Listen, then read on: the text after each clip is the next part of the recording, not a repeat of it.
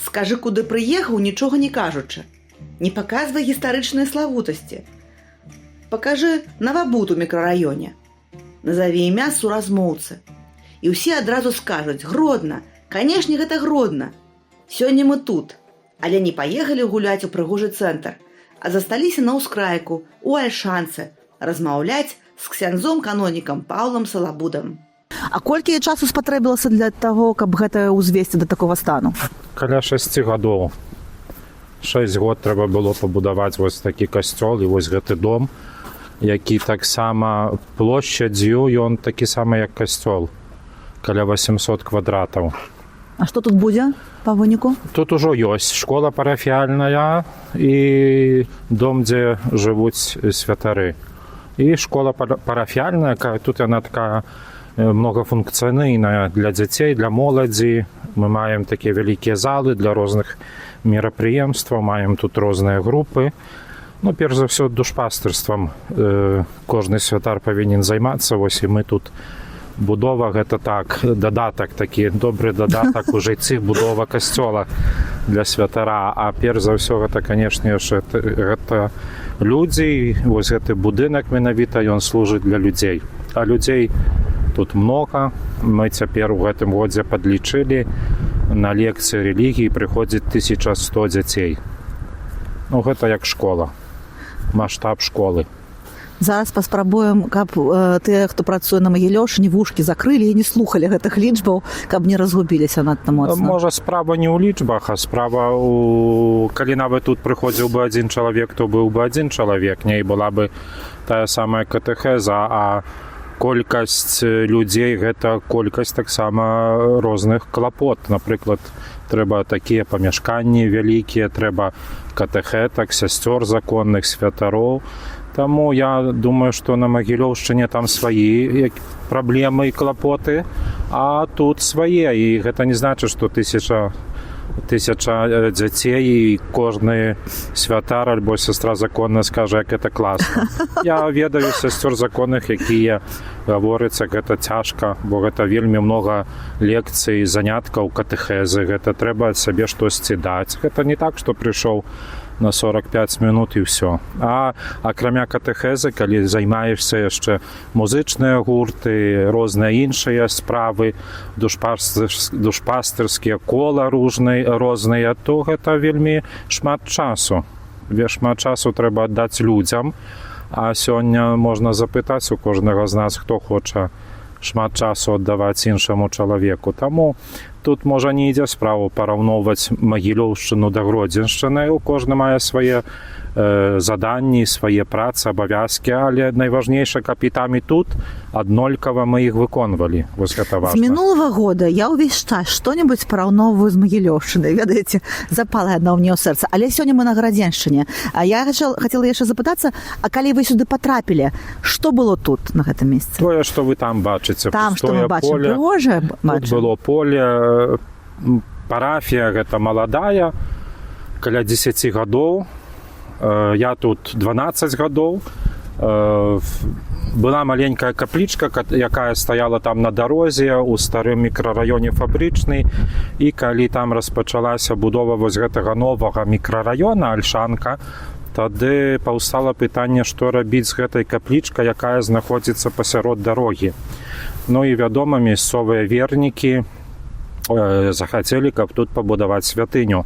І вось гэтая справа з будовай з дазволам на будову святыні, яна трошкі працягвалася і вельмі, можа, не складана, альбо цяжка было атрымаць, але трэба было прайсці вось гэтыя розныя працэдуры, каб атрымаць вось гэтае месца. Такі для нас вельмі важны факт тое, што калі тут адчынялі першую школу на Альшанке, прыехаў, тады ён быў прэм'ер-міністрам Мясніковіч, і нашыя людзі пайшлі да яго з просьбай, з дапамогай, каб гэтую справу трохі, каб яна хутчэй пайшла наперад, бо на самой справе людзі былі бы под голым небам, або трэба было ісці ў іншы касцёл.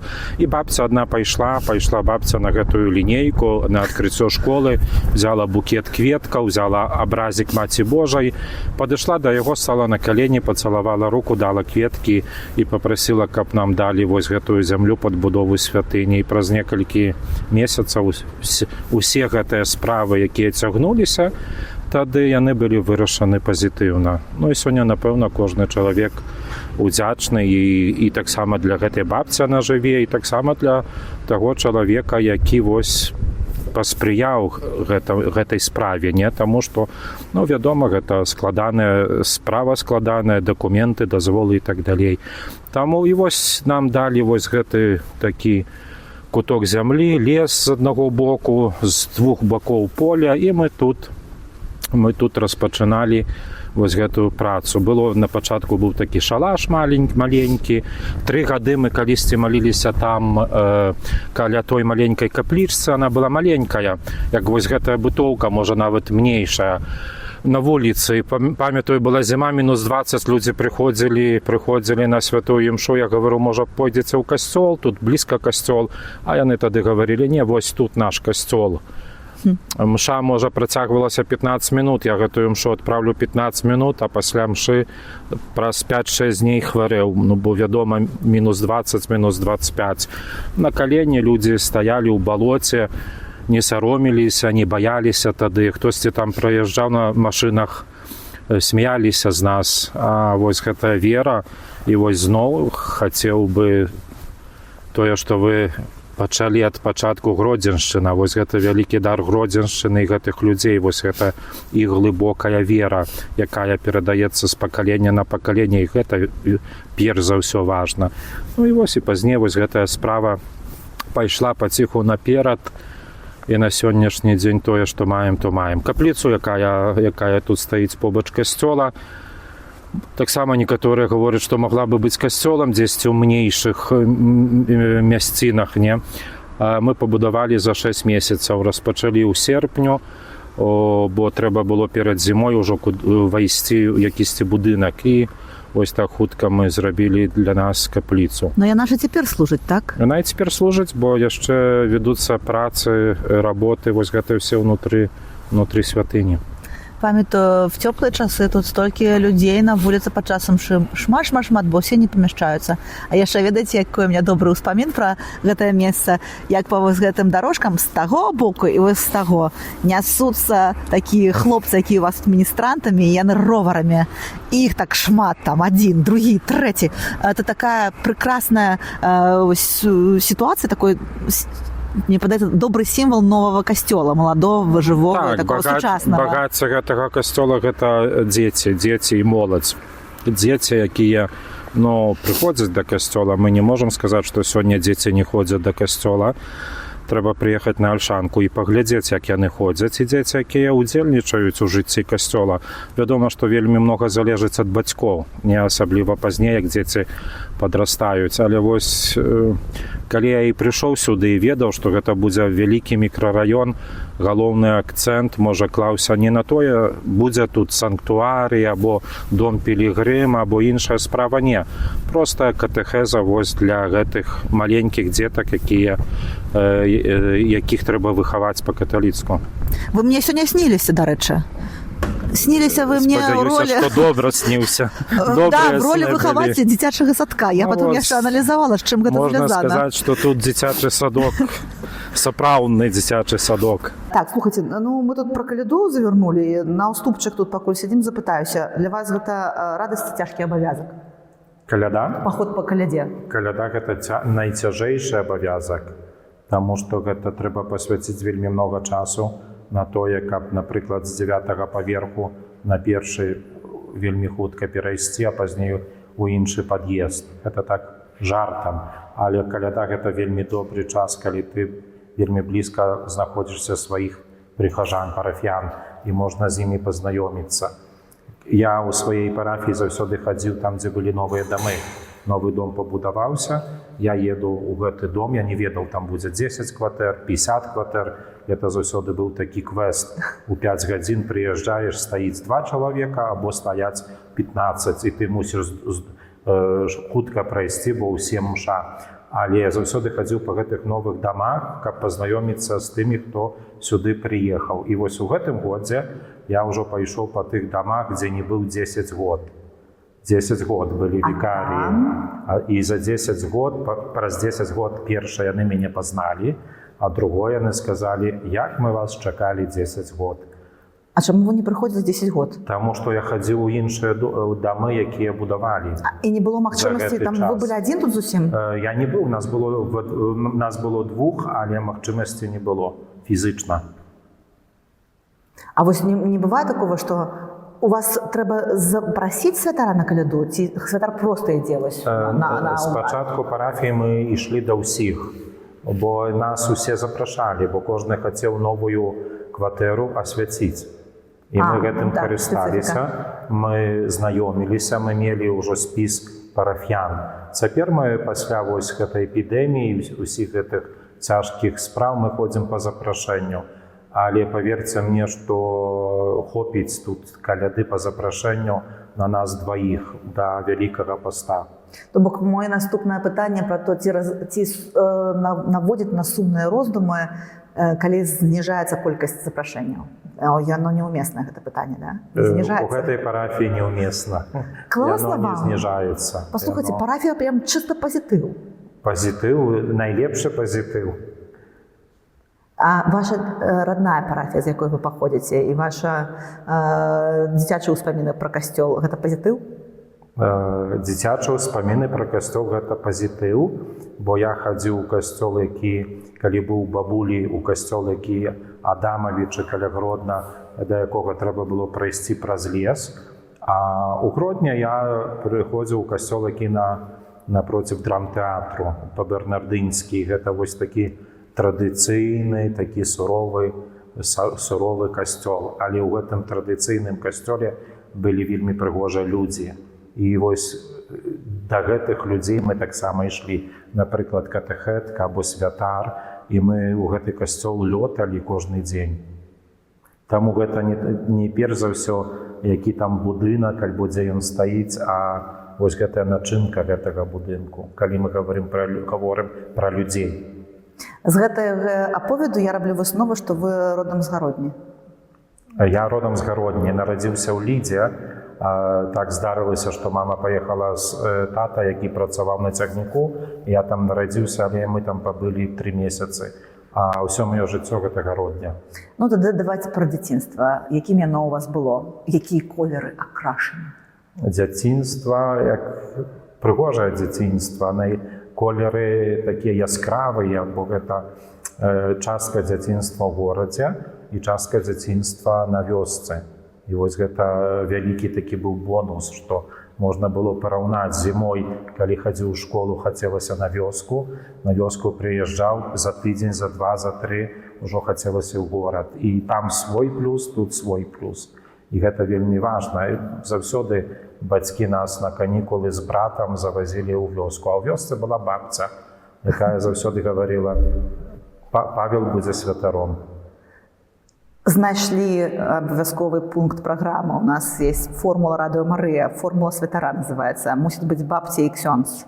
Бабця, которая казала: будзеш святаром, ну альбо штосьці там прымушала шмат маліцца. І святар, які сказаў: ну, карацей, это міністрантам прыхадзі, там паглядзім. І быў такім харызматычным. У маім жыцці гэта была бабця, напэўна, бабця, якая таксама была вельмі блізка касцёла. Дзед быў закрыстыянінам, бабця дапамагала святару на плебаніі. І вось яна заўсёды гаварыла, я памятаю да сённяшняга дня, што вось ён будзе святаром, хтосьці павінен быць святаром, гаварыла чамусьці пра мяне. А яшчэ у маім жыцці гэта, калі каб гэтую формулу была поўнай, то гэта таксама друг. Мой блізкі друг, які таксама меў на імя Павел, які таксама радзіўся 9 студзеня, які таксама быў міністрантам вось у гэтых па-бернардынскім касцёле, і які першы мне сказаў, што пайшлі ў семінарыю. Я тады ведаў, што семінарія, она была побач, добра ведалі клерыкаў, але я не хацеў ісці ў семінарыю. Я говорю: пашлі дваіх, будзе лепей, весялей. І што здарылася? Я пайшоў, а ён не пайшоў. Сёння я святар, а ён сёння жыве ў Рызе і мае 3 дзяцей. Вось тое, што гавораць пра пуці Гасподнія, они неисповедимы. До того, как стать святаром, вы, напэўна, аб чымсьці марылі, і калі клаліся вечарам спаць, как-то уяўлялі сабе сваё жыццё. Як вы яго уяўлялі і якім яно было? Я марыў, і я шоў, вось, каб гэтыя мары зрэалізаваць. Я хацеў быць юрыстам. Тады ў той час трэба было здаваць экзамены ў школе па профілю. Я нават выбраў вось гэты профіль, бо ў семінарыі не было такога абавязку гэтага профілю. Але лёс так склаўся, што пайшоў у семінарыю, а быў такі ўпёрты, як адзін раз сказаў, што да, я хачу быць святаром, і ўсё, і застаўся ў гэтай семінарыі. Ну, штосьці же на гэта паўплывала? Не можна ж так, чтобы в один день я хацеў быць юрыстам, а цяпер я буду святаром? Уплывала вельмі многа розных такіх момантаў, пачынаючы вось ад малітвы бабці, пачынаючы ад таго, што мой святы памяці ўжо бацька, калі я памятаю, пайшоў у семінарыю, і ён мне ў гэты дзень гаворыць: ідзі, сынок, чалавекам будзеш. Паўплывалі слёзы маці, якая перажывала вельмі многа. Бацькі былі простыя людзі, працавалі на азоце, але вельмі пабожная. Вось гэтая пабожнасць, яна перакладалася таксама на мяне. А пазней гэта таксама прыклад святароў, розных людзей. І вось гэта весь такая завіруха жыцця семінарыйнага, яна вельмі была цікавай у мае часы. Я памятаю вось гэтую нашу гродзенскую семінарію, якой мы маліліся, мы працавалі, мы штосьці рабілі. Але таксама за нашых часоў мы зрабілі, напрыклад, тэатр у семінарыі. Мы залажылі футбольную каманду ў семінарыі. Вельмі многа розных іншых спраў. І вось гэта перш за ўсё такі добры дадатак вось да гэтага. А якім вы былі школьнікам? Школьнікам я быў, значы, вельмі, як гэта сказаць, такім паслушным, паслухмяным. Больш таго, мяне заўсёды любілі дырэктара школы, бо я вучыўся ў 3 школах, я вёў розныя мерапрыемствы. Але што датычыцца адзнак, я заўсёды стараўся так скончыць год, каб не было 3. Напрыклад, была 3 за першую чвэрць, то трэба было ў другой пастарацца атрымаць 5. Але не хацеў я ніколі, каб былі ўсе 5. Вы гуманітарій ці такіх больш дакладных навук чалавек? Не, больш гуманітарый. Якія былі самыя нелюбімыя прадметы ў школе? Фізіка, па якой я атрымаў 1 5 за ўсё жыццё, і то здолеў вывучыць за 5 минут, памятаю гэты параграф пра радыё Папова. Быў клас, дзе было толькі 2 хлопцаў, і я ведаў, што кагосьці альбо мяне, альбо яго яна запытае, і 5 минут настаўнік гаворыць, трэба ўсё, як хто хоча, можа прачытаць. Я за 5 минут вывучыў і на 5. Гэта была моя адзіная 5 па фізіцы. А цяжкі абавязак з дзяцінства? Цяжкі абавязак з дзяцінства, які датычыў працы, навукі, школы? Ну, усяго, цяжкі абавязак. Некаторыя кажуць, больш за ўсё я не любіў палоць там з бацькамі штосьці. А не, я вельмі любіў працаваць. Працаваў у бабцы. Я ўмеў усё рабіць, і карову падаіць, і сена пакасіць. І для нас гэта было такім добрым часам. Бабця заўсёды гаварыла, калі вы зробіце гэтую працу, тады можаце ісці лавіць рыбу, бегаць, там прыгаць на танцы і так далей. І вось мы мелі такую матывацыю, каб гэта зрабіць. А можа, цяжка было вось добра вучыцца. Гэта было цяжка для хлопца. Колькі патрабавалася часу, каб падрыхтаваць хатнія заданні?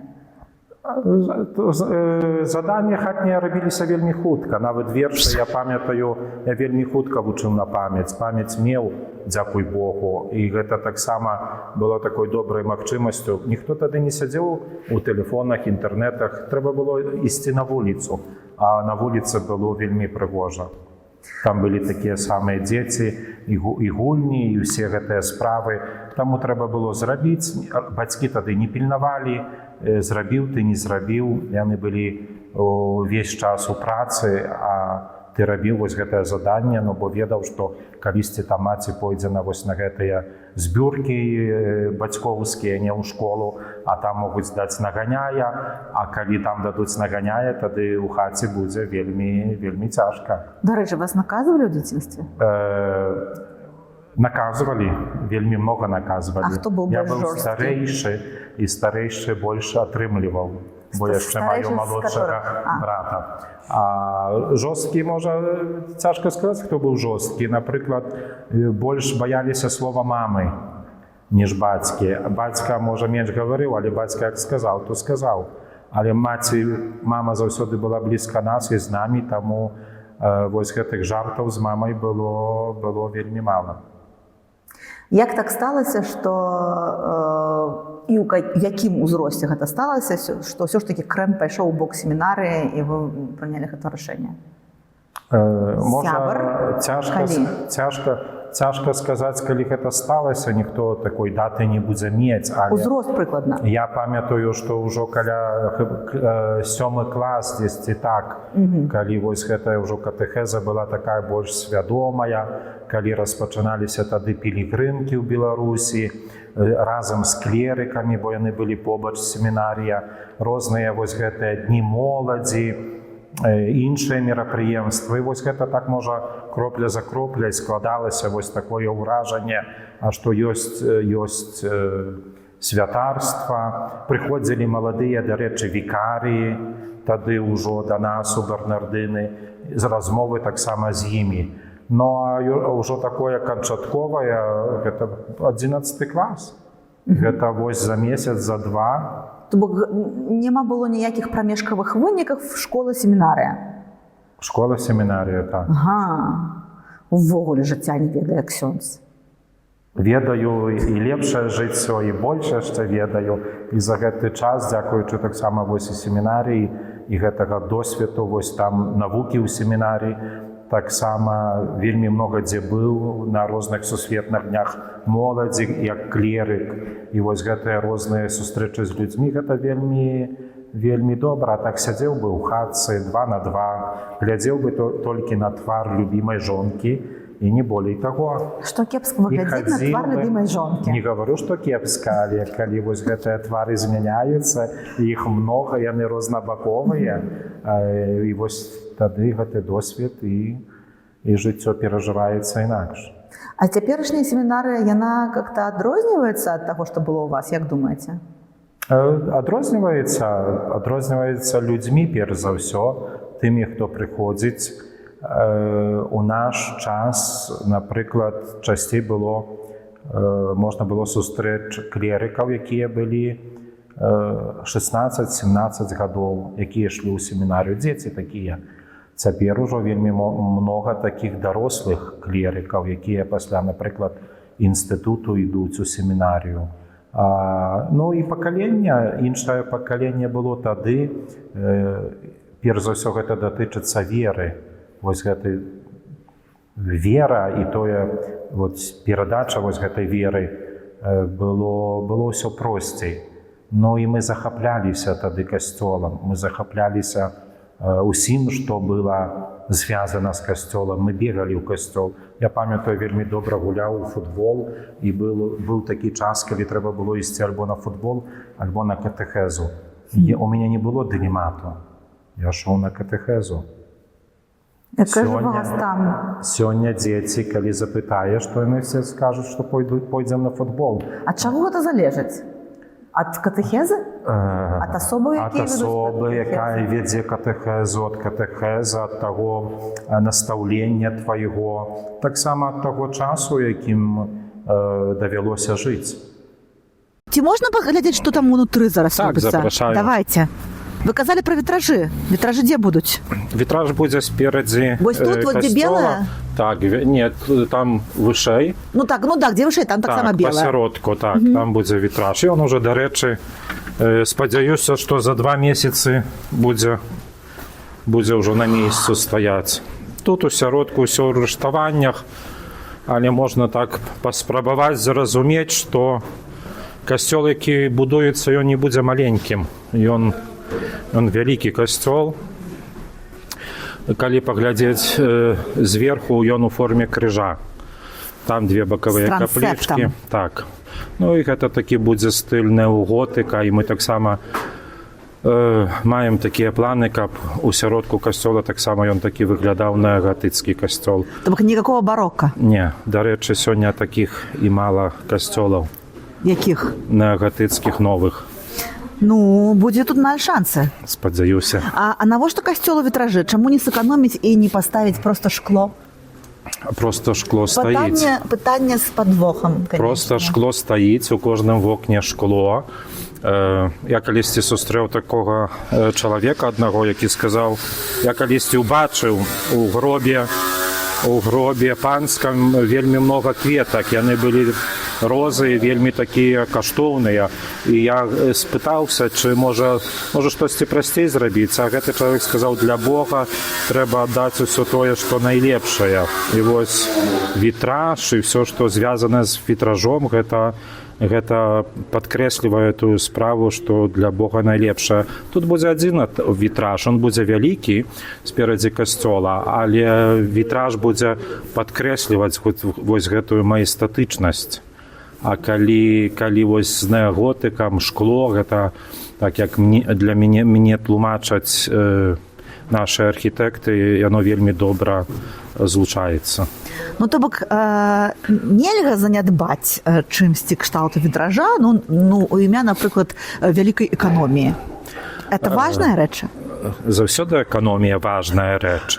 Але, напрыклад, што датычыцца касцёла, канешне ж мы разумеем, што калі мы паглядзім на ўсе касцёлы, якія пабудаваны, старыя касцёлы, мы бачым, што да сённяшняга дня вось гэтыя добрыя, каштоўныя рэчы, яны таксама засталіся, ніхто іх не змяніў, яны не знікшталціліся.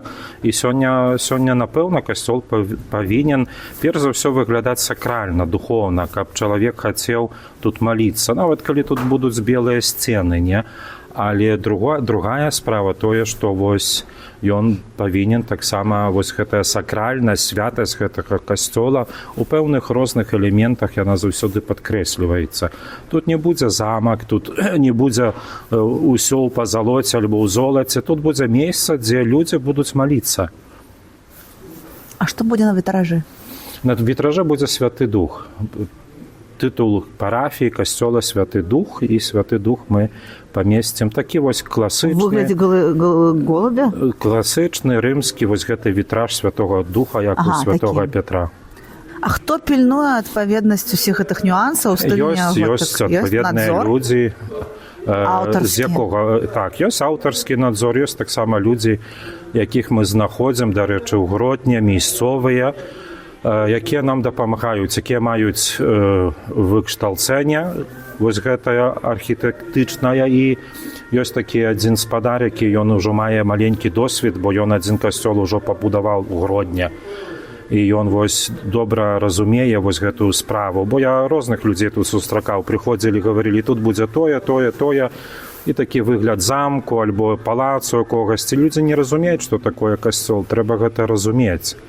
І вось вельмі добра, што сустракаем тут у нас такіх людзей, якія гэтыя справы разумеюць. Я са свайго боку толькі як святар магу штосьці падказаць. Хтосьці можа прыехаць таксама падказаць, але вось ёсць людзі, якія займаюцца гэтым прафесійна. Ну а на гэта таксама трэба грошай. А згодна з вашымі марамі, калі б гэта магло быць ужо напоўнена людзьмі? Калі не будзе лясоў, можна ўжо напаўняць людзьмі. Мары гэта вельмі добрая справа, але не ў будаўніцтве. І калі распачынаеш будаўніцтва, хто распачынаў, той ведае, што вось гэтае слова мары трэба выкрэсліць. Чаму? Вельмі много розных складаных справ. Гэта ж усе разумеюць пра складанасць справы, але ж мара мусіць быць нейкая. Мара мусіць быць, напэўна. Мара такая, што хацелася як найхутчэй адчыніць. Таму што вы казалі, як вы бачыце, як людзі стаяць на вуліцы, у дождж, у мароз, і вельмі цяжка глядзець на іх там. Ты стаіш у капліцы, молішся, цяпло, а там холад, і яны стаяць з дзецьмі. Таму хацелася адчыніць як найхутчэй і зрабіць гэта, і зрабіць вось тое, што тут гэты касцёл будзе даступны для іх всех, яны будуць тут унутры маліцца, не? Вось гэты неаготык, ён вельмі прыгожы. Ну, хтосьці, хто захапляецца барокам і пра барок, скажа, але вось стыль гэтага касцёла неагатыцкі, алтар будзе мазаіка, будуць драўляныя фігуры розныя, выцягнутыя, будзе вельмі прыгожа. Толькі спадзяюся, каб вось гэта ўсё ўбачыць. Я вам жадаю, Бо каб гэта калісьці далёкая перспектыва, не? праз какой-то там прамежак часу у вас быў такі альбом на 120 сторонак, прысвечаны гісторыі мясцовасці, гісторыі паўстання касцёла тут, з імёнамі фундатараў, чтобы ўсё было як мае быць. Калі аб марах мы загаварылі, то маёй марай такой ёсць, калі скончу вось гэта ўсё напісаць кніжку, як я пабудаваў касцёл. І там і вось менавіта ўсю гэтую гісторыю, тое, што тут адбывалася, тых людзей вось памясціць у гэтай кнізе. Я пра вас глядзела ў інтэрнэце, калі рыхтавалася да праграмы. Мне падаецца, што вы маглі б яшчэ там шэраг кніг напісаць. Ну, там... Пра гэта мы пагутарым, я спадзяюся, ўжо не сярод рыштаванняў, а за Уся моя кніга вось тут. Это цяпер найважнейшае? Таму так, это найважнейшае. Трэба тут быць і прарабам, і будаўніком, і бухгалтарам, і менеджерам, і не ведаю, кім яшчэ. За гэтыя гады я ўжо ўсё паспрабаваў і магу сказаць, што як трэба будзе дзесьці штосьці дапрацаваць, то можна смела пайсці на пэўную працу. Ну, сучасныя дзеці, яны маюць так шмат усяго ў тэлефоне, но сапраўды тэлефон не можна назваць кепскай рэч'ю. Тэлефон гэта такая шырокая... Але ўмець трэба карыстацца з тэлефона, а, на жаль, дзеці сёння не ўмеюць карыстацца з тэлефона. І мы, напрыклад, па Альшанцы, я магу сказаць, у нас вельмі многа мерапрыемстваў мы арганізуем для дзяцей. Я заўсёды параўноўваю тыя часы, калі б у мае часы было вось гэта, то я бы папрасіў бы, каб мне дзесьці канапу паставілі бы, я бы не вылазіў без касцёла. А у нас было гэтага вельмі мала, тады яшчэ і катэхэтаў было мала, яны не ўмелі, не было такіх акцый, як сёння. А мы сёння робім розныя акцыі, напрыклад, крэатыўная субота. Мы запрашаем розных спецыялістаў ад танцаў, ад ліпніны, ад малюнкаў, яшчэ ад чагосьці. І жадаючыя дзеці могуць прыйсці. А ёсць жадаючыя дзеці? Жадаючыя ёсць. Но калі мы маем за 1000 дзяцей, заўсёды 50 дзетак знойдзецца. Але гэта толькі маленькая частка. Вам сумна з-за гэтага? Вельмі сумна. Мне сумна не аб тым, што не карыстаюцца, а аб тым, якое пакаленне дзяцей расце. І на што бацькі звяртаюць увагу ў выхаванні сваіх дзяцей. Вось гэта сумна. На што? На тое, напэўна, не на тое, што вось тут, у гэтым будынку, праз гадзіну яны маглі бы узяць штосьці добрае, узяць вось гэтыя хрысціянскія праўду вось гэтую, навучыцца чагосьці і пабыць з тымі, хто дрэннага іх не навучыць.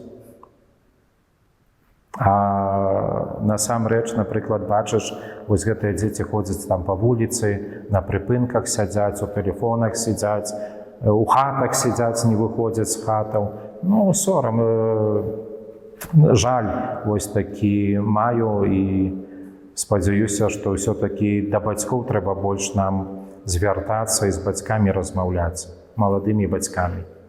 Ну, я вас слухаю, мне прям сумна стало. Мы для вас споем, а вы с нами не поете. Мы с вами плачем, а вы не плачете. Так узгадывается мне нешта такое. Мне таксама шкада гэтага на самой справе. Это уже, можа, не для перадачы, просто я таксама думаю, мы завем вось да сябе на радыё і кажам, да у нас там шмат можна навучыцца. Там цікава, там пульс, там людзі званяць жывыя. І чамусьці, нет. І так не шкада этого. Шкада, што ёсць магчымасць, а не кожны можа гэтую магчымасць скарыстацца. Не можа, бо не хоча. Вось гэта праблема. А тое, што сумна, не сумна.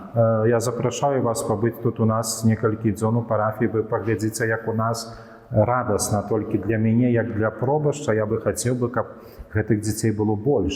І мы маем вельмі добрую базу, мы маем вельмі файных катэхетак, Мы робім все для іх, і гэта добрыя такія мары, каб іх было болей.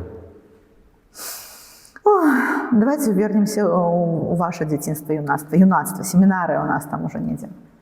Семінары было цікава, в семінары вы зрабілі тэатр, у семінары вы зрабілі футбол, а якая навука з семінарыйнай была для вас самая цікавая і любімая? Самая цікавая і любімая? Можа, іх было некалькі. Тут буду такім больш стандартным. Гэта права кананічнае, якое... Гэта было... Захапляльнае кананічнае права? Захапляльнае, вельмі захапляльнае. Якое каментарый да гэтага права, якое вельмі файна было пачытаць, штосьці зразумець. Гэта было штосьці новае. Бо, напрыклад, Святое Пісанне ты чуў у касцёле, ты чытаў Біблію на катэхезе, там штосьці пазнаваў, а тут такая магчымасць была пазнаць штосьці новае. І хтосьці там мог бы падумаць, а якія там правіла, альбо яшчэ штосьці, а тут столькі розных правіл, што гэта захапляла. Іншыя пэўныя моманты. Ідзі, ксёндз Анджэй, становіцца. Які предмет тебя интересовал в семинарии? Психология. Це психологія. Урачысты абход. Мы гэта ўключым у праграму. Жыццё віруе нават там, дзе не мусіць лідыраваць. І вось права кананічнае – гэта той прыклад таго, што гэта было вельмі цікава. Цікава было быць на гэтых выкладах, цікава было пазнаваць. Напрыклад, заўсёды памятаю гэтыя выклады сённяшнім арцыбіскупам Станеўскім, які нам апавядаў пра тое, як выбіраюць папу рымскага.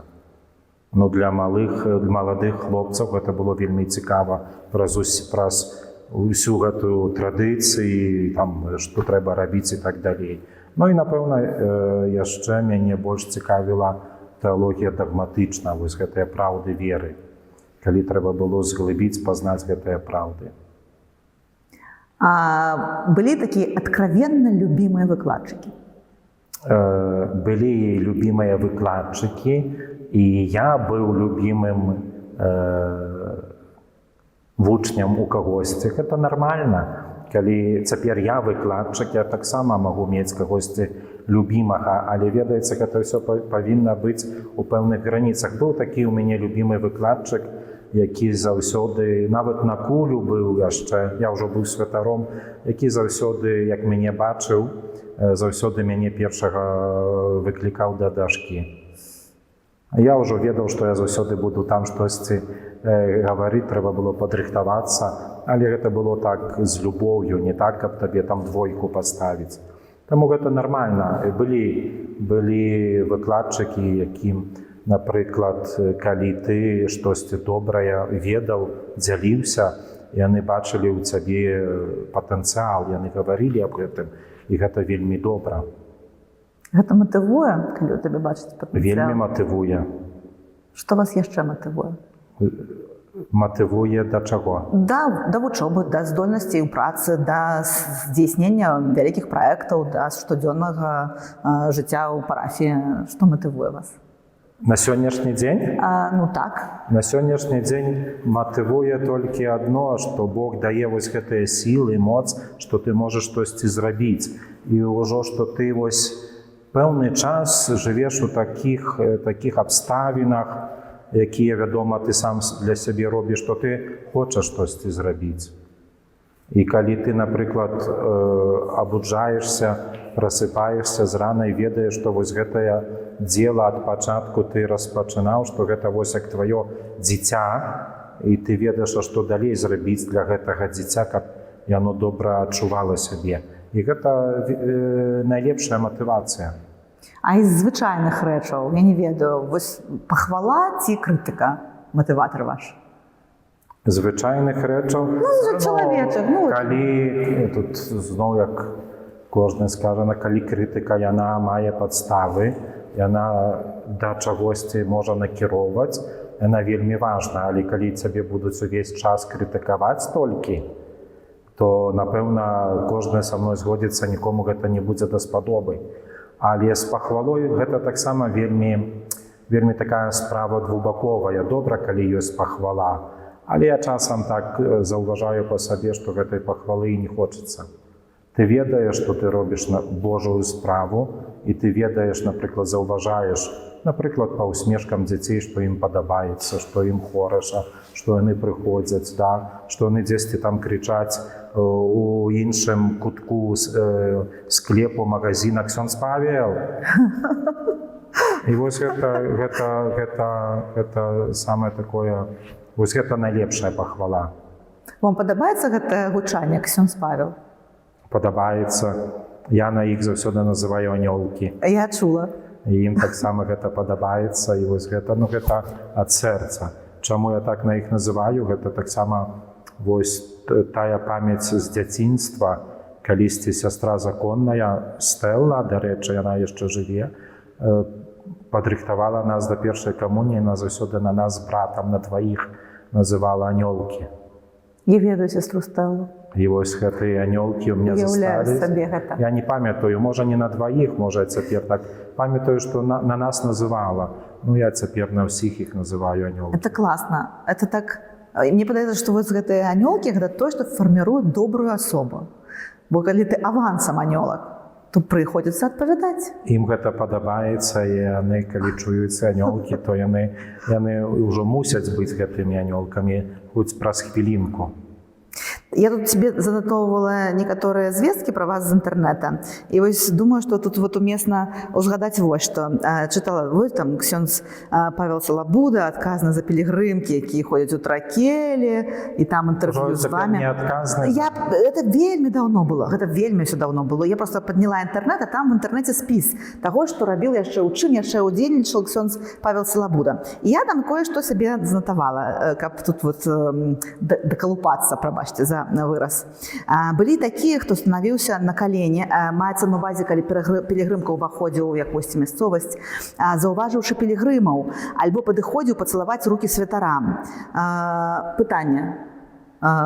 Што адчувае мужчына Павел, святар, калі хтосьці з людзей цалуе яму руку як святару?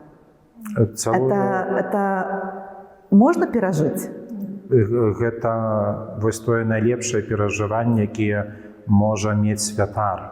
Вось гэты вось такі вучынак вось гэтых людзей, гэта першыя гады пілігрымкі, я помню да сённяшняга моманту, я помню нават тыя мясціны, як яны называюцца, дзе людзі плакалі, станавіліся на калені і падыходзілі да нас. І вось праз гэты пацалунак і слова іх памятаю, што я заўсёды руку забірала, яны вось ушанаванне Хрыста і вось гэтых святарскіх рук, якіх у іх касцёле альбо парафіі не было, бо святар даязджаў на вялікія святы.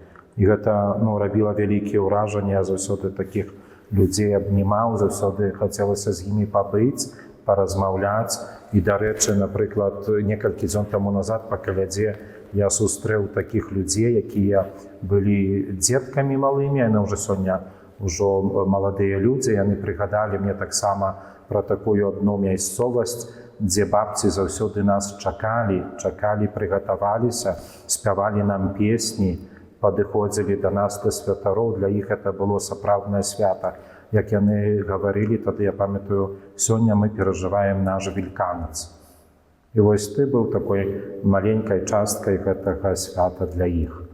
Але не ты, што ты Павел, альбо што ты штосьці зрабіў, а тое, што ты святар, што Езус цябе выбраў, і ты вось у гэтай сутане стаіш, і вось тое Евангелие абвяшчаеш праз тое, што ты сярод іх, нічога не кажучы.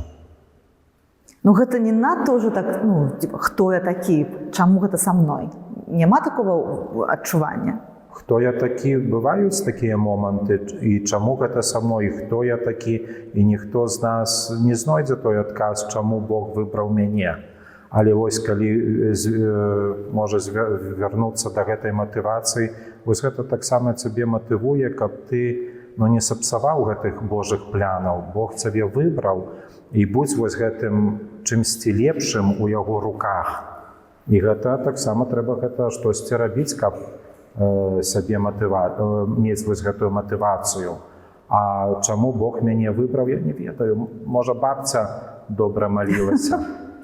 Послухайте, ну я читала, что Ксёндз Павел Салабуда там отказаны за там Гэта формацию. было калісьці. Разумеешь, святароў там от молодых святароў ва ўзросце от 1 до 10 год святарства.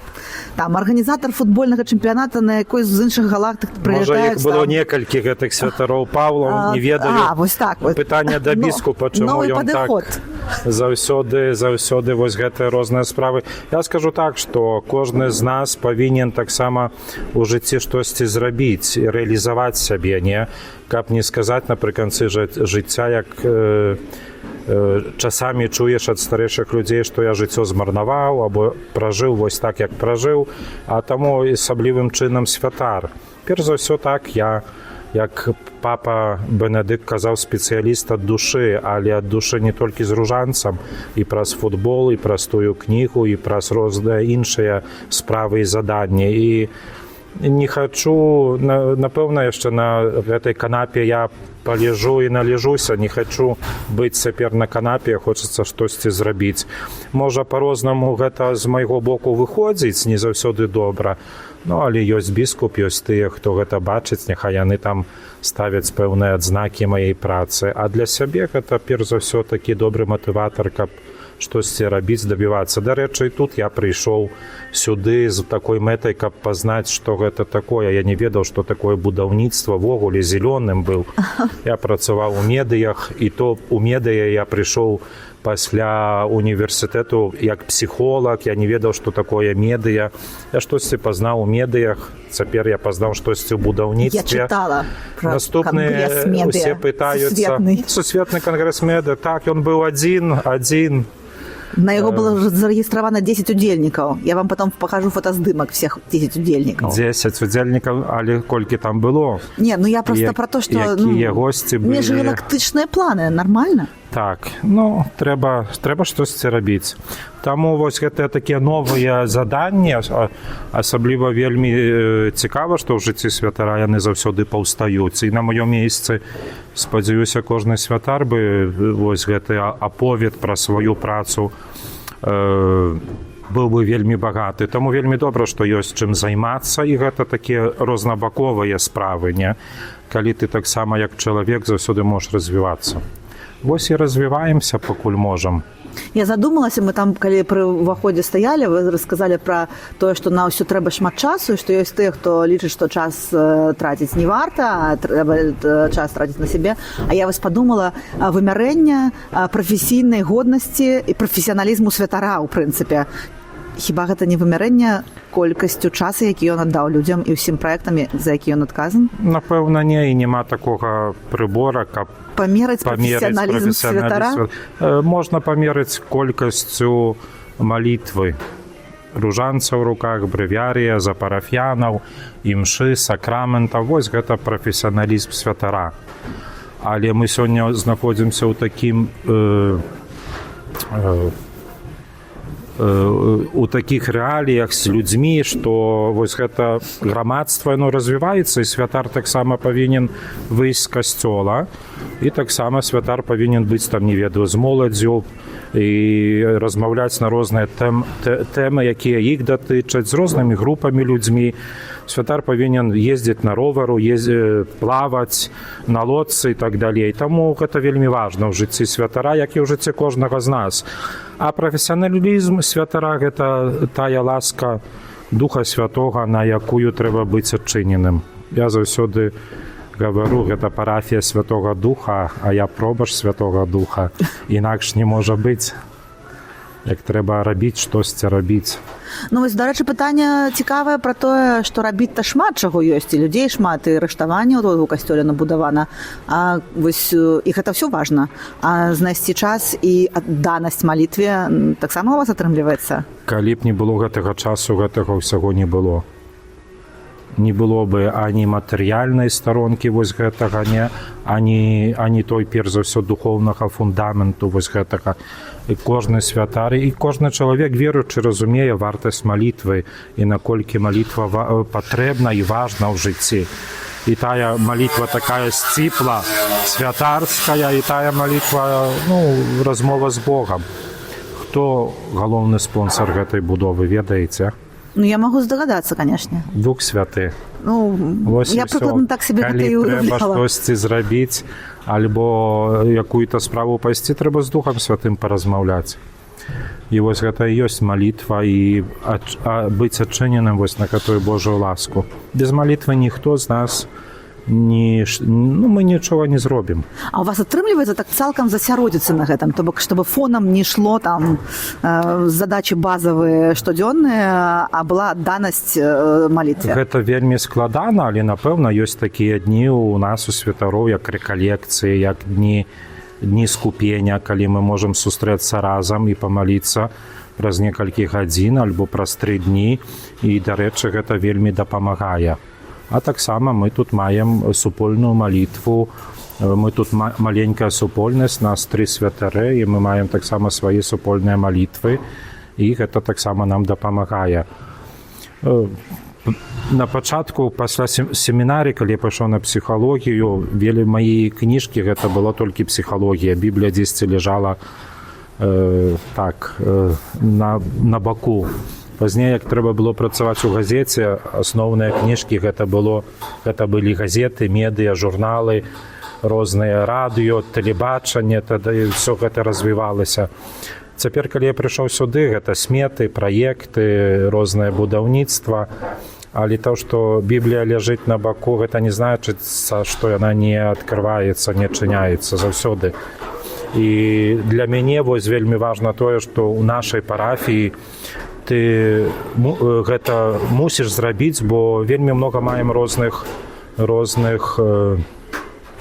колак, рознага душпастырства. Напрыклад, я сам, калі праводжу душпастырства настаўнікаў, я павінен падрыхтавацца да іх. З гэтага году мы распачалі курс Альфа, і цяпер маем служыцелей Альфа і сустракаемся кожны тыдзень. Таксама трэба падрыхтавацца да іх, да розных іншых спраў і падрыхтавацца перш за ўсё з той духовай стараны, не? Вам зараз што-то зваліцца на галаву. Можна выйсці. Пойдёмте. Да. Вось так і ў жыцці. Ты хочаш штосьці важнае данесці, а тут то музыка не спрыяе, то бензапіла. А куды арыштаванні потым, дарэчы? Іх можна перапрадаць как-то? Не, мы не прадаем. Такія самыя арыштаванні стаялі на вуліцы вакол цяго касцёла. Мы людзям бясплатна, дарэмна прыязджалі, людзі забіралі на дровы. Можа быць, калі гэта арыштаваннямі прадаць, то гэта будзе даражэй. Вельмі Я цяжка. маю на ўвазе, што можна памяняць на што-небудзь кшталту фрагмент Духа Святого ў вітражы. Можаш быць бізнесменам. Я? Слухайте, ну вось Божыя планы сапсаваць. Ці не было ў вас у жыцці спробаў сапсаваць Божыя планы? Пайсці куды-небудзь у кіроўцы тралейбуса, напрыклад? Калісьці, калі я працаваў у медыях, у рэдакцыі газеты, я аднаму святару задаў такое пытанне, старэйшаму святару, калі б вы не былі святаром, кім вы бы былі? Ён на мяне з такімі шырокімі вачыма глядзеў, а што гэта за такое, перапрошую, дурное пытанне? Я не магу нікім быць, я магу быць толькі святаром. І вось ён, старэйшы святар, у сваім пакліканні гэта зразумеў. І я злапаў сабе на думцы вось такой, што у маім пакліканні я таксама мушу вось дайжываць да гэтага, каб гэта зразумець, што я не магу сябе уявіць ужо на сённяшні дзень кімсьці іншым.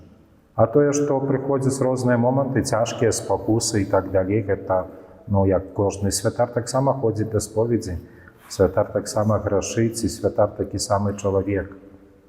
Таму вось гэтая думка, она вельмі прыгожая, што я нават не хацеў бы сабе уявіць, кім бы я быў бы іншым. І якім бы я быў бы.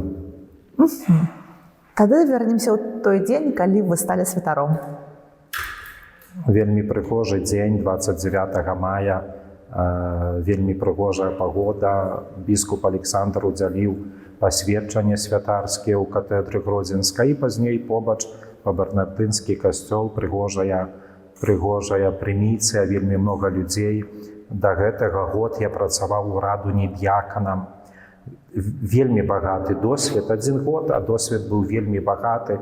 Я прыйшоў у парафію, дзе быў старэйшы, вельмі паважаны святар, дзе не было дзяцей і моладзі, яны былі толькі летам, іх тады вучылі катэхезы, дзе першы месяц мша была толькі з раніцы, вечарам ужо нічога не было, я быў прызвычаены ў горадзе, што вечарам мша, движняк в касцеле, дзеці, моладзь, што вельмі многа, а там было пуста. Все, што я рабіў, гэта 5-10 кругоў вакол касцёла велічнага з ружанцам.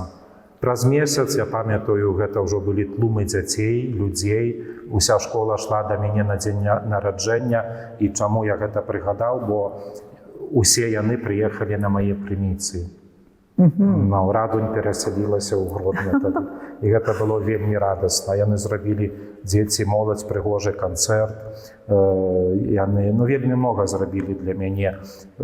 Тады першае пакліканне з Радуні было вельмі добра. На сёння гэта ксёндз прэфект Ян Раманоўскі. Хто был з вами побач у той дзень? Вас аднаго высвячалі?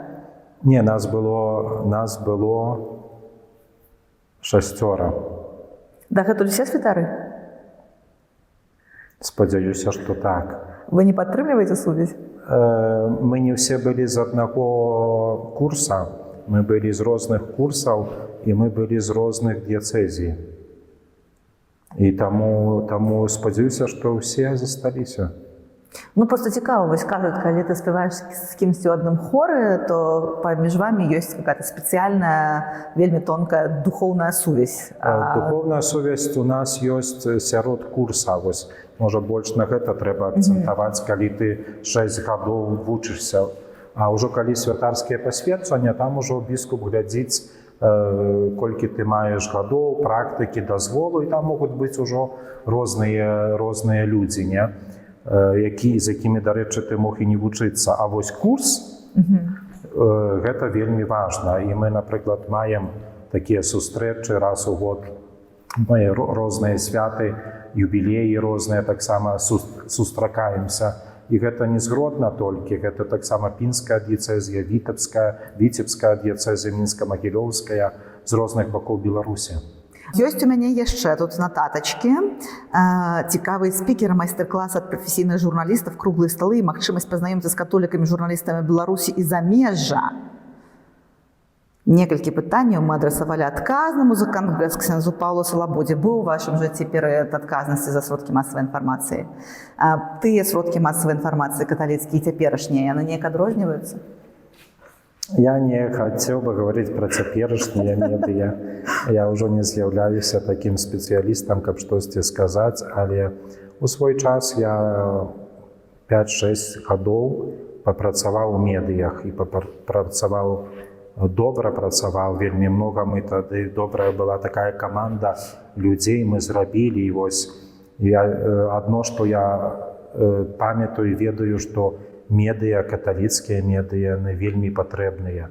І што кожны з нас, католік, таксама павінен прымаць удзел вось у гэтых медыях. Праз медыя можна вельмі многа зрабіць. А якім мусіць быць ідэальны каталіцкі журналіст? Ідэальны каталіцкі... Ідэальны, слова ідэальны, такога не сустрэў. Хорошы, класны каталіцкі журналіст, ён які? Я не сустрэў такога журналіста. Нема у нас такіх? Гэта трэба, можа, спасць вось гэтага коня святога Паўла, але каталіцкі журналіст, он павінен быць чалавекам малітвы. Ён павінен маліцца. Малітва павінна яму падабацца. І вось у гэтых справах, ужо штодзённых, паўсюдных, яны рознабаковыя, ён знойдзець сваё месца. І толькі? Калі не будзе малітвы, вельмі цяжка казаць, што вось гэта каталіцкі журналіст. На мой погляд, каталіцкаму журналісту, акрамя малітвы, трэба яшчэ цэлы спіс. Я сустракаў такіх журналістаў, якія не ўмелі адмаўляць ружанец. Яны называлі сябе каталіцкімі. Але гэта толькі назва, што ты каталіцкі журналіст. Гэта толькі сёння ўзяць кнігу альбо выкарыстоўваць інтэрнэт і штосьці напісаць можа кожны пра касцёл, але адразу адчуваеш, хто аўтар вось гэтага. І адчувальна было, што гэта чалавек, які не разумее касцёл, не разумее веры, не разумее вось гэтых Божых справаў, бо ён не моліцца. І гэта не толькі пра духоўнага сёння мы кажам, а мы кажам таксама каталіцкі журналіст, як і кожны журналіст мае вельмі адказнае заданне. Тое, што мы скажам, нашае слова хтосьці чуе, і хтосьці нашае слова прымае ў сэрца, ў жыццё, і слова змяняе, і тое, што мы можам гаварыць, ад нас залежыць судьба іншага чалавека.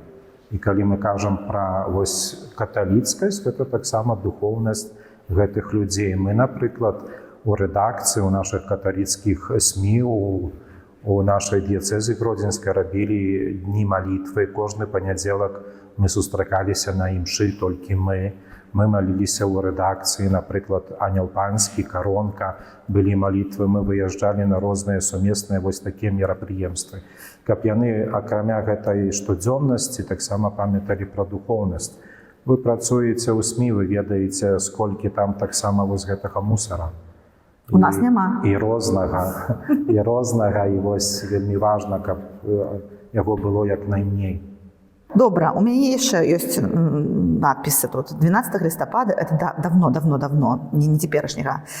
Біскуп Гарадзенскі прызначыў ксяндза каноніка Паўла Салабуду, пробашча парафіі Святога Духа, адказным мадэратарам за пастаянную фармацыю маладых святароў гродзенскай дыяцэзіі.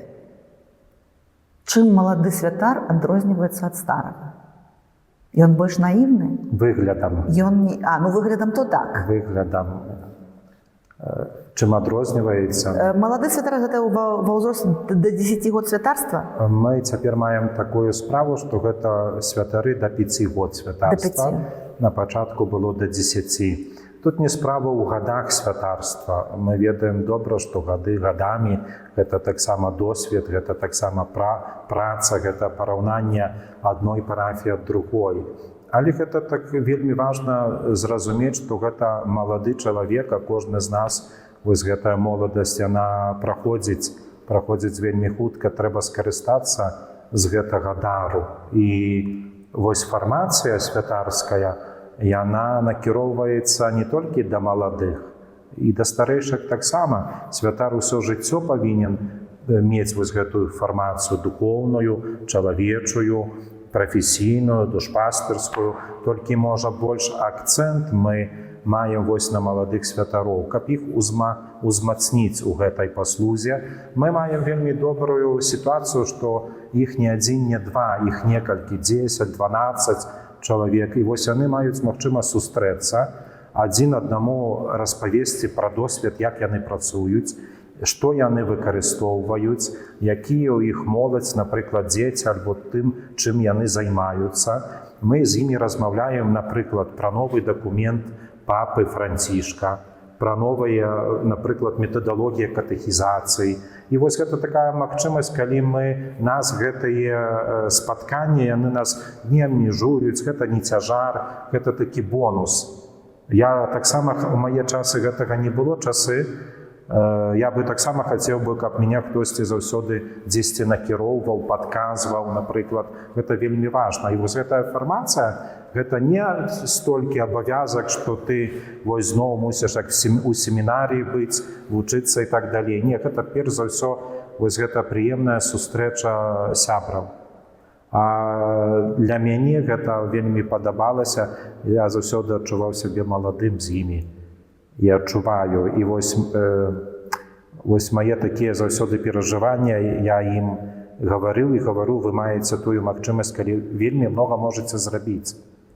Бо я як стары ўжо хачу, можа, пасля абеду паспаць, альбо яшчэ штосьці, а яны маюць гэту вэрву, энергію, каб працаваць з дзецьмі. Напрыклад, я вельмі люблю нашу моладзь і іду да моладзі, бываю з моладзю, але я бачу, як прыходзіць малады святар, які мне дапамагае, як у іх запальваюцца вочкі, яны разумеюць гэтыя тэмы, на якія размаўляюць. Нават калісьці ў дзяцей на казанні запытаў, хто вашыя героі, каго вы слухаеце, песні і так далей. Яны мне далі такія назвы, што я ўжо не знаю, бо я не маладзею.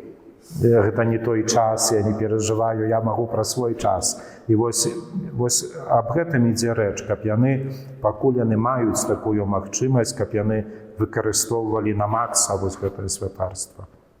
Я говорю, маю на увазе душпастырскую працу, бо духовная частка гэта ад іх залежыць. Тут можна падказаць, можаш як духаўнік даць параду, але перш за ўсё вось тое, што малітва і духовная вось гэтая сувязь з Богам павінна заўсёды быць. І ўсё ж такі мне цікава, першы год і 10-й год. На 10-м годзе ты паспяваеш расчаравацца в шмат якіх рэчах? Ці яшчэ больш-менш трываеш? Кожны па-свойму гэта перажывае. Гэта залежыць ад розных абставінаў, людзей, якіх сустракаеш, спраў, якімі займаешся. Мы разумеем, што можна расчаравацца і на другі дзень ужо.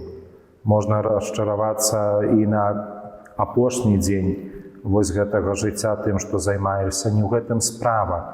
Вельмі важна, калі ты расчараваўся альбо перажыў штосьці трудна, вярнуцца вось да гэтай добрай справы, якую распачаў. Вось гэты дар святарства. Я калісьці пачуў, што беларусы не маюць, ідуць наперад. Яны ведаюць, што такое пайці вперед, наперад. А што такое назад? А назад у нас няма. Мы разворачиваемся і ідзем наперад. Вось у святарстве павінна быць вось так. Я на сёння говорю пра свой якісьці пэўны вопыт святарства і перажыванне святарства. Яно христовае, яно для нас дар, а дар можна по-рознаму выкарыстоўваць. А у вас, дарэчы, няма такого адчування, што калі вы выйшлі, то ўсё запаволілася і нават спынілася? Выйшаў, як это зразумець? Ну, вы выйшлі, выехалі, напрыклад, а тут будоўля ў касцёле как-то так чик і прыстала. Не, я спадзяюся, што будова і ўсе гэтыя справы тут, яны не звязаны з ксяндзом Паўлам. І так павінна быць, што тут вось гэты Дух Святы, ён кіруе ўсім, і гэтая справа, добрая справа, яна заўсёды будзе развівацца. Я дзесьці там збоку.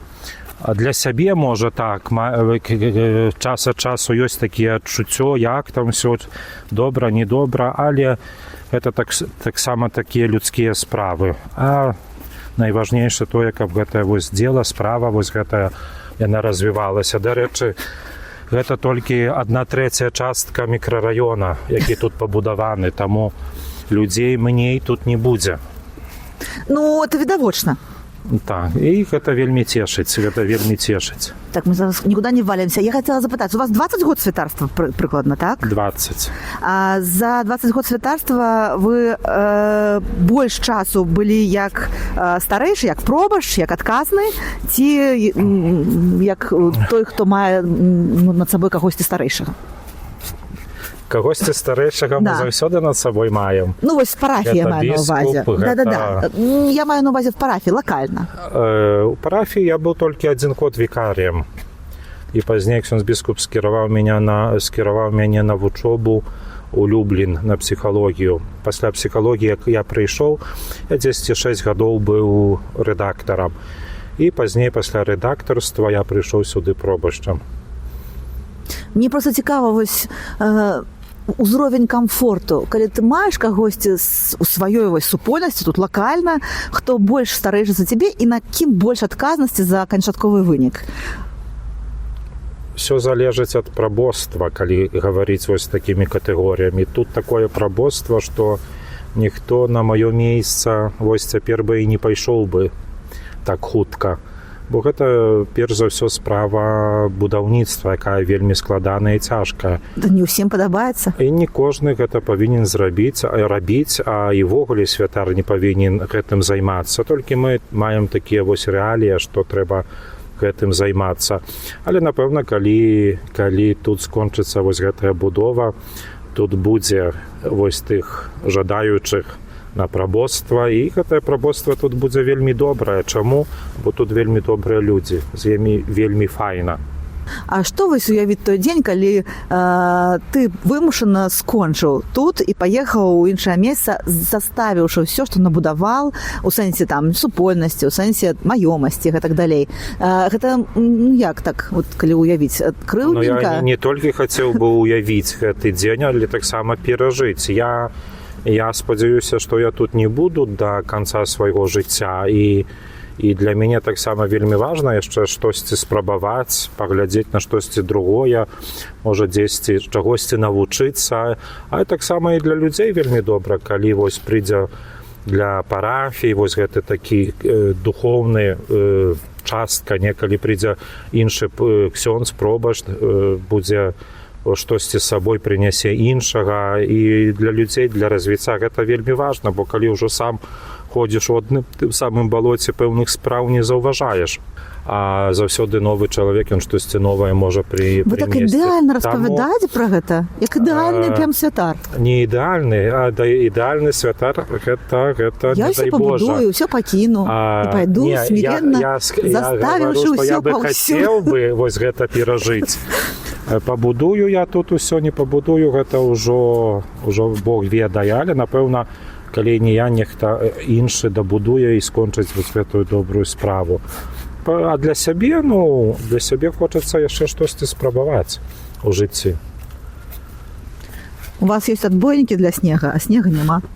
Снега няма, і вельмі добра, непорядачак, што яго няма, гэтага снега, бо для будаўніцтва цяпер для нас снег нам будзе перашкаджаць. Скажыце, калі ласка, ці была у вас у жыцці момант такой яўнай асабістай сустрэчы з жывым Богам тут на зямлі? Я не пра штодзённую сустрэчу з панам Богам падчас Еўхарыстыі. Я такую, калі ты разумееш, што вось ён ёсць, ён да мяне прыйшоў, і ён ёсць побач. На розных этапах жыцця святарскага я перажываў і перажываю гэта. Я вельмі цяжка ўсё прыгадаць, але вось, можа, такія 2-3 прыклада. Семінарія, другі курс. Я сустракаюся вось так блізка з Яном Паўлам II, і для мяне гэта проста так адкрывае рот, і не ведаю, што сказаць, а ён штосьці ў мяне пытаецца, а я нават не магу сказаць, прыязджайце ў Беларусь, бо для мяне гэта вялікая постаць. Пробашча ў парафіі, калі да першай камуніі прыступае 270 дзяцей, 270 дзяцей спявае песню разам усе. Бацькі прыходзяць і складаюць пажаданне, што яны ўдзячныя Богу і святарам, і сёстрам законным. Вось гэта такі досвед блізкасці Бога. Я ўжо не гавару пра тыя споведзі альбо малітвы з людзьмі, якія церпяць, якія перажываюць розныя моманты. Для іх ты вось такая пацеха, атуха, для іх ты такая падтрымка. І вось гэта для мяне, для святара, я заўсёды сабе тады кажу, што вось трэба стаць было святаром. Гэта вельмі цэнна, гэта можна паплакаць нават. Да. Але гэта слёзы радасці. Так, про футбол тут у мяне написано. Я просто зачитаю для наших радыёслухачоў, бо не ўсе ж штодня вывучаюць постаць ксяндза Паўла Салабуда ў інтэрнэце, як гэта зрабіла я. Амаль 170 каталіцкіх свяшчэннікаў з 13 краін прыедуць у Ліду на чэмпіянат міжгалактычны на самой справе Еўропы па міні-футболу. Адказны ксёндз Павел Салабуда. Як гэтых адказных вызначаюць увогуле, просто мне цікава. Я часам думаю, што я сам везде лезу і вось так атрымліваю. Але я вельмі любіў футбол. Я займаўся футболам вельмі прафесійна. Я гуляў за Неман Гродзенскі ў сваім годзе. Трэнер прыязджаў да мяне да хаты і прасіў, прыходзь на трэніроўку, а я яму казаў, а ў мяне катэхеза ў гэтую гадзіну. І трэба было ісці на катэхезу. І пазней ужо ў семінары мы таксама заклалі каманду, ездзілі гуляць з іншымі клерікамі ў Польшу, а ўжо як святары мы сустракаліся час ад часу пагуляць у футбол. У Гродні, у Лідзе вельмі добры зал. І для нас гэта была добрая сустрэча на некалькі гадзін, з розных бакоў з'едземся, пагуляем, пагаворым і да хаты, бо на 7 гадзін трэба было на імшу здоўжыцца. І я калісьці прачытаў такую новасць, што ў Польшы будзе вось гэты чэмпіянат Еўропы сярод святароў, там ужо быў ён 5 або 6 і напісаў имейл, можам мы прыехаць або не можам. Бо я адказныя адказалі нам, што мы вас будзем сардэчна бачыць вось на гэта. Мы сабралі каманду, гэта былі святары Гродзенскай дыяцэзіі, як сёння помню, мы умелі гуляць футбол. Мы добра ведалі, што такое мячык і правілы і так далей. Мы ехалі, мы адзін аднаго пыталіся, ну што, якое месца займём? Як сёння я говорю, ну можа другое, а хтосьці говорить, першае, якое другое? Я говорю, ну так, можа і першае, ну трэцяе ўжо. Было 15 каманд, мы 15-ми засталіся. Вось гэта быў першы досвед. А практыка была такая, што кожная краіна павінна была арганізаваць у сябе, у сваёй краіне вось гэты чэмпіянат. І прыйшла да нас чарга, а я тады быў капітанам і адказным за гэтае дзела. Святары самыя мяне вызначылі, і вось на мне тады вось лягла гэтая адказнасць. Дзякуй Богу, тады мітрапаліт Кандрусевіч тады ўж вельмі многа дапамог. Дарэчы, таксама Міністэрства спорту нам дапамагло, знайшліся вельмі многа людзей добрых, бо гэта вельмі такі паважны ўзровень. Нам трэба было для іх прыгатаваць усё, побыт, гасцініцы, ежу, праграму культурную. Ну і гэта вельмі многа людзей, кожная каманда, дружына, каманда, 15-20 святароў. І тады, дарэчы, у Беларусі мы 4-тыя былі. Гэта было найвялікшае, найлепшае месца. Можа, вам падыгралі, як гаспадарам? Не падыгралі, але мы тады мелі... Прыходзілі людзі у Лідзе і гаварылі, што на Лідсельмаш мы ніколі ў гэтай зале не бачылі столькі людзей, сколькі прыйшло падтрымаць святароў. Месц не было. Тады ўсе здзівіліся, што нават бабцы любілі футбол, бо бабцы прыходзілі паглядзець на сваіх прабашчэй. Круто. І гэта была вельмі файная атмасфера. Я ўжо цяпер не езджу разам з імі, няхай ужо маладыя гэтую справу яны пераймаюць. І да сённяшняга моманту тыя, хто былі ў Беларусі, вельмі гэта прыгожа успамінаюць. І краіна ім падабалася, лідскі квас, дарэчы, ім смакаваў, і розныя іншыя моманты. Вельмі добры быў час. Хочацца так сказаць, былі часы, але вельмі страшна і сумна ад гэтага выраза. Можа, яшчэ будуць якія часы? Яны і ёсць, часы іншыя. Мы сёння, я ўжо не, але маладыя святары сустракаюцца, гуляюць у футбол, дарэчы, паедуць за месяц у Венгрыю, там наступны чэмпіянат, бо гэта кожны год. А таксама гэта была добрая нагода тады для міністрантаў. Вельмі многа хлопцаў бачылі, што святар гэта не толькі каля алтара ў касцеле, а гэта таксама той, які ўмее гуляць у футбол. А вам падабаецца вось это адчуванне быць ужо старэйшым, дарослым, такім, ну, вялікім львом сярод львянят, напрыклад? Честно, не. А што бы вы хацелі ўзамен? Я хацеў бы вярнуцца вось да гэтых першых гадоў святарства. Ну, вы не выглядаеце як унылы святар. Да першых гадоў святарства, ну, вядома. Тых, которых до 5 год, которых вот пэўнае абмежаванне ўжо ёсць, і не пазбегнуць гэтага, бо ніхто з нас не маладзее, але першыя гады святарства і вось гэтая матывацыя, якая зашкальвае, і вось тыя магчымасці, якія ёсць, вельмі многа зрабіць, вось гэта вельмі добрыя такія файны ўспамін. Гэта не значыць, што цяпер нічога не робіш, але, напрыклад, як сёння бачыш вельмі многа маладых святароў, а ты ўжо стаіш сярод іх такі вось немалады. А хіба гэта не прыгожа? Не малады, гэта вельмі прыгожа, але вось гэта моладасць, гэта вялікі дар. Трэба толькі ўмець гэтым дарам скарыстацца. Вы вось мне недарэмна сёння сніліся в этом дзіцячым садку. Штосьці тут ёсць такое. Так, у меня ж спіс. Так, што для вас недапушчальна ў дачыненні да самога сябе? Ну, што вы сябе не дазволіце? Ну, напрыклад, у плане вольнага часу. Што недапушчальна вы рабіць са сваім вольным часам? Вельмі цяжка сказаць, што недапушчальна. Ну вы з чыстым сумленнем ляжаце на канапу, калі ўжо папрацаваў моцна, ці штосьці будзе там дзесьці скрыжытаць? Калі лягу по-рознаму, можа і скрыгатаць, а можна лечь з чыстым сумленнем. Залежыць калі, залежыць якія справы ты маеш. Ага. А, напрыклад, напэўна, хочацца лечь, а трэба штосьці рабіць. А, напрыклад, трэба штосьці рабіць, а ты ляжыш. Як кожны чалавек. Што для вас недапушчальна ў дачыненні да самого сябе ў плане стасункаў з людзьмі? Стасункаў з людзьмі вельмі важна. Я бы хацеў таксама памятаць заўсёды для сябе, што вось ты святар, ты перш за ўсё вось той, хто дае Езуса, і каб чалавек, які сустракаў цябе на гэтым спатканні, адчуваў сябе добра. Напрыклад, вось нашыя звычайныя справы, як няма настрою, то ты можаш быць злым. Як няма, хтосьці сапсаваў гэты настрой, то ты можаш на кагосьці накрычаць. Вось каб гэтых момантаў было мней.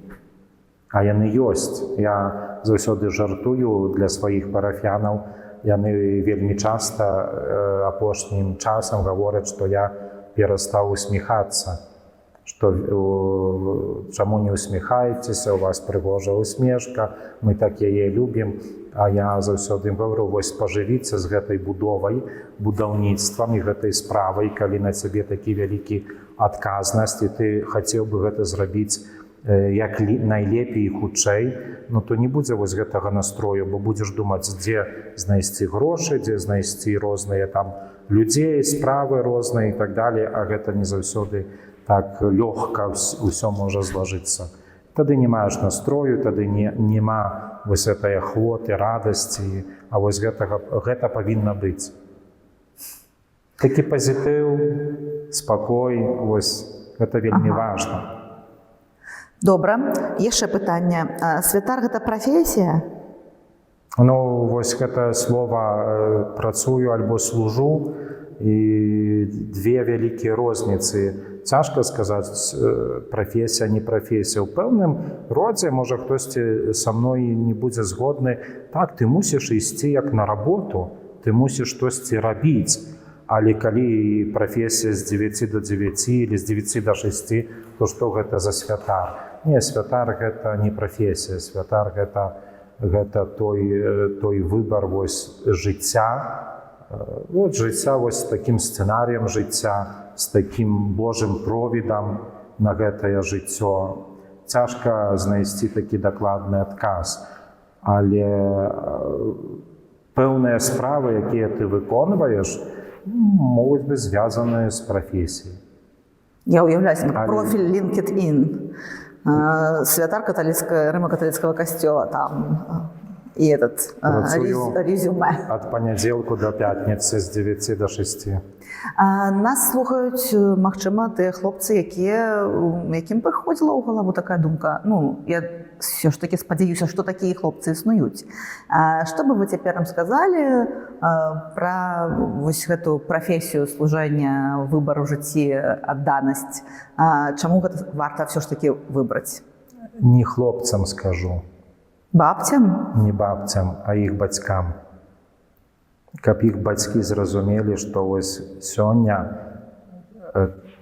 святарства гэта вялікі дар. І калі, напрыклад, іх сын мае вось такую мэту альбо штосьці гаворыць на гэтую тэму, што яму падабаецца святарства або семінарія, каб яны не зачынялі перад ім вось гэтыя дзверы. Дзверы таго, што ён можа служыць Богу. Сёння вось мы менавіта сустракаемся з такімі сітуацыямі. Ведаеце, калі я пайшоў у семінарію, я сказаў, я не пытаў бацькоў, можна, не можна. Я сказаў, але яны таксама з глыбокай верай гэта прынялі. Гэта твой выбар, гэта для цябе Бог дае такую магчымасць. А сёння, напрыклад, калі я размаўляю з міністрантамі і кажу ім, можа, хтосьці з вас быў бы святаром, яны, а можа, я бы хацеў, але мама з татай кажуць мне ехаць у Польшу, альбо буду тут настаўнікам, або яшчэ кімсьці. І вось пытаюся ў маці вельмі пабожная, чаму вы не хочаце, каб ваш сын быў святаром? А я хачу дзяцей, а я хачу ўнукаў. Вось такія адказы. Што гэта значыць? Яны да конца не разумеюць, хто такі святар. І вось я звяртаюся да іх менавіта, бо, вядома, дзіцё малое, хлопчык 15-16 год, ён на свой розум гэта зразумее. Але вось каб гэтыя дарослыя дапамаглі ім зразумець, але яны павінны першае зразумець тое, што святар вельмі неабходны. І што ў сучасным грамадстве асабліва вось гэта вялікая ласка і дар. Бо Бог забірае ў мяне сына. Бог не забірае сына. Бог дае сына іншым людзям. Вот гэта важна. Тому... мама скажет ему: ты будешь самотный, ты будешь плакать один в своей комнате ночью, ты будешь один, никому не нужный старый. Вот я адчуваю одразу нотку мамы. Я включила маму. Это правда. Я специально хотела это агучить, потому что каждая мама разумеет, что за этим служением стоит такая выниковая человечая самота, когда все сошли. Вот, ты застался один, ты старый, ты хворый, ты никому не потребный. Я цитую шмат святаров, яких я слухаю. И там у тебя до тебе нема удячности. Она есть, но просто ты, покуль ты это зразумеешь, ты будешь покутывать и есть пирог, который тебе принесли, и толстеть. Один. Гэта другая справа, яна таксама вельмі важная. І сёння, напрыклад, размаўляючы з клерыкамі, часамі можна пачуць, што чаго ты баішся ў святарстве? Самотнасці. Але вось вельмі важна, хто як гэтую самотнасць перажывае. І мама мае такія думкі, яна мае права да такіх думак. Толькі мы разумеем, што можна быць самотным і ў сужанстве, можна быць самотным сярод, не ведаю, маючы вялікую колькасць блізкіх людзей, можна быць сумным. У святарстве таксама можна быць сумным і будзеш сумным. Але калі я вось гэта духоўна маю тую моц гэта перажыць, я кожную праблему, клопат, не? Калі я магу это перажыць, я гэта перажываю. Гэта не той момант, які для мяне павінен стаць вось на той вазе, што гэта найважнейшая, вось гэтая сумнасць, і я складу ручкі і нічога з яе не зраблю. Я магу зрабіць. Бо таксама вы, як маці, можаце быць сумнай, калі вашыя дзеці дасягнуць вось гэтага ўзросту, выедуць у іншую, не ведаю, з Гродна ў Мінск, будуць там вучыцца і не будуць вам нават званіць. Але я маю 5 дзяцей, а што з гэтага? І вось сумнасць у святарстве, гэта такое заданне, якое можна пераадолець. Гэта той момант, які таксама можа табе дапамагчы. Калісьці сёстра законная вось сказала, вярталіся дзесьці мы з яе, яна гаворыць: вось я еду да сваіх сясцёрак, вельмі добра, такая файная сям'я і так далей. А вы, ксёндз Павел, едзеце на плебанію, дзе вы будзеце адзін. Ну, я говорю, я не адзін. А у вашай сям'і вы таксама можаце быць сумнымі і адна. І вось сувязь з Богам — гэта тая магчымасць, каб пераадолець вось гэтую сумнасць сярод людзей, людскую. Бо кожны з нас можа быць сумным, кожны з нас можа гэта перажываць. Вось гэта адзіноцтва, калі мяне не разумеюць, калі не магу знайсці кагосьці, хто думае, як я. Гэта норма. А пытанне толькі ў тым, як я гэта магу пераадолець, як я з гэтым магу жыць. Мне так увесь час з дзяцінства я была таким аматарам гурта Beatles, і там спеў пра самотных людзей і слова пра святара Маккензі, который прамаўляе слово малітвы, якую ніхто не чуе, потому што ніхто не падышоў бліжэй. Ну, вось прыклад такой ситуации. Ну, подойдут же ближе. Можно же зрабіць, каб падышлі і сталі бліжэй, правда? Калі я толькі буду думаць, мець думкі на вось гэтую тэму, што я толькі тады патрэбны каму патрэбны, альбо тады святар, калі да мяне прыйдуць, не. Я святар заўсёды, я ведаю, што я для людзей, я не для сябе, не для свайго святарства, я для людзей, а для людзей святар патрэбны. Дзякуй шчыра за аповед, дзякуй шчыра, што знайшлі для Дзякуй нас вам. час сярод таго ўсяго, што вы робіце. Я ведаю, колькі вы робіце і захапляюся вамі і Памаліцца за нас, удзячна. вось за гэтую справу, а мы за вас. Дзякуй. Дзякуй. Служэнне святара – гэта тое, што пераўтварае проста дарогу у дарогу, па якой нясуцца сучаснымі роварамі да плённага жыцця тут, на зямлі. І потым, канешне, да збаўлення. А проста дзяцей у анёлкаў, хоць і са смартфонамі. А тыповы мікрараён у месца, дзе віруе сапраўдны спрадвечны градзенскі дух, і зусім хутка будзе сапраўдны неагатычны храм з вітражамі, як і належыць гораду, што праз усе выпрабаванні пранёс сваю веру і заслужыў і велічны храм, і анёлкаў, і добрага пастара.